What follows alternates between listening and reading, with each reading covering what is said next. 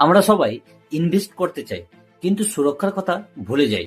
Emergency fund কেন আপনার জীবনের সবচেয়ে গুরুত্বপূর্ণ অংশ, তা নিয়ে আজকের এই ভিডিও।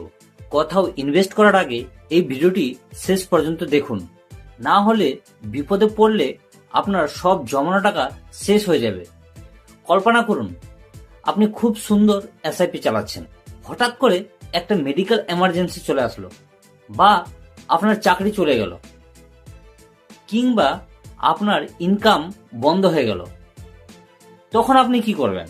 তখন বাধ্য হয়ে আপনার ইনভেস্টমেন্ট তুলে নেবেন, তাই তো? তাহলে এর সমাধান কি? এর সমাধান হলো এমার্জেন্সি ফান্ড।